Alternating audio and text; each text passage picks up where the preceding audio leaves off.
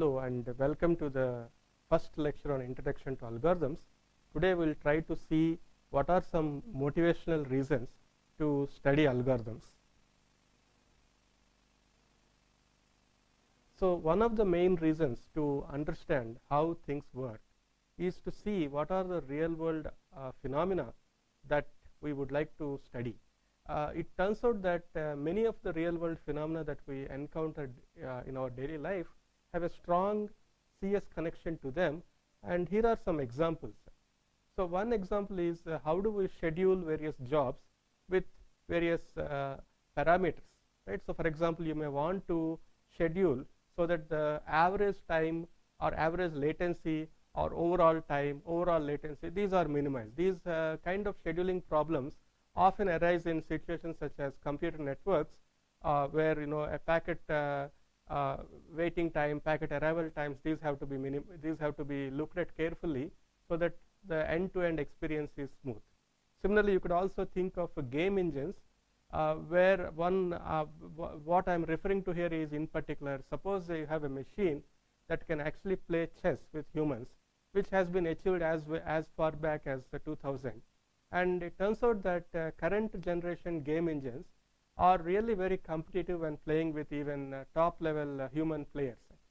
So what kind of algorithms are going on inside these game engines? How do they understand to play the game? How do they play the game? These are really interesting questions from an algorithmic standpoint. Similarly, one can think of program translation, which means that you are able to take programs from a high level language and convert them to a language which is eventually understood by the computer. In fact, if you recall, computers understand nothing but zeros and ones. So the high level language, a program in the high level language, has to be converted to a strings of zeros and ones eventually. Not only that, modern compilers can actually introduce several optimizations which a human eye could have easily overlooked, and these could mean a order of magnitude performance in some cases. So what kind of algorithms are really playing behind in these compilers that can not only translate from one language to the machine language, but also introduce various optimizations that improve the performance. More recently, the IBM Watson is a standalone system that would actually compete with humans in a live game show. In fact, it won the game show, beating a contestant that has been winning for the past 10 years. So that's a remarkable achievement, given the fact that this machine did not have any internet access during the quiz show itself, right? So all it could have as a resource is all that is stored on the computer and all the programs and whatever thesaurus, dictionary, reference material, but it had to come up with answers to these quiz questions which are not known a priori, and it should be competing with humans in a live quiz show, which is kind of remarkable. Okay. Anyway, so what is our interest in all of these examples? We want to understand what is the kind of processes that go or that run behind these examples actually. Similarly, how do we design and analyze such solutions? What kind of techniques are required? What kind of building blocks are required to create these solutions? Also, importantly, once we understand piecemeal solutions, we should be able to generalize and ask, are there common methodologies that kind of bind these solutions together? Or given a particular nature of problem, how do we realize that, okay, this particular methodology might apply here to come up with a good solution? In fact, more deeper CS question always has been, can we do any better or can we not do any better, right? So can we argue that no better solutions exist, right, in any sense, right? And in a similar spirit, we could also want to understand things like, are there similar problems with respect to their difficulty to solve? So are there problems that are of the same difficulty to solve or that are of different difficulty to solve? How do we argue and how do we reason about these differences?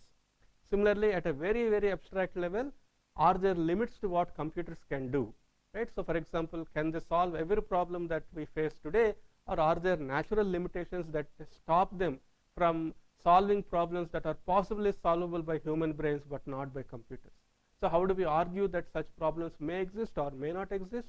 So what do we know about that?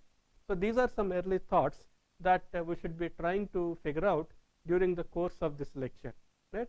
In fact, along with solution methodologies, we would also try to understand what are some common analysis techniques that bind these solutions, how do we understand the correctness and optimality of these solutions, and so forth. So the course will tentatively is divided into several paradigms, or study of several paradigms, right? We'll start with paradigms such as divide and conquer paradigm, where the solution is composed as solution to smaller problems, right? So that is a natural way of driving solutions. The other paradigm that is common across solutions is what is called as dynamic programming, which is applicable in a wide variety of settings. Whether it leads to an optimal solution or not is a different question, but can it be applied or not is something we could always think about.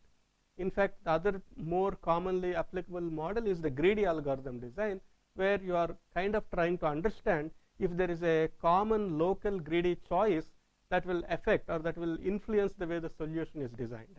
Right? In fact, to make sure that we understand these various paradigms carefully, we'll try to study 2 or 3 examples from each of these solution methodologies, so that we know when they can be applied, in what context do they apply, how do they apply, and how do these solutions look like. So what is the common thread that binds these problems and solutions? And of course, we'll also study some algorithms for graphs, given that graphs are an all-pervasive data structure and a representation format. We should be able to relate to several problems on graphs, such as matching, network flows, and shortest paths. Finally, the last module of this whole course will talk about lower bounds, complexity classes, P, NP, completeness, reductions, which try to relate or try to put together problems of a similar difficulty or problems of a different difficulty class. How do we reason that these are difficult, some of them are easy, these kind of things. At all times, the intent will be to see what kind of real world examples can be identified that match to these problems or methodologies that we talk about. So for example, one of the first paradigms we'd try to understand is the divide and conquer paradigm. In this case also, some of the real world examples that we'll look at is the multiplication of large integers, which has applications to contexts such as information security. So for example, when the size of the numbers that you wish to multiply crosses the limits of what a computer word can store, you need to identify different techniques to multiply numbers, to take their powers, to take their modulo, these kind of things. So we'll try to see how divide and conquer approach can help us in this model, in this problem. We'll extend this case of integers, which we can think of as a scalar quantity, to the case of matrices.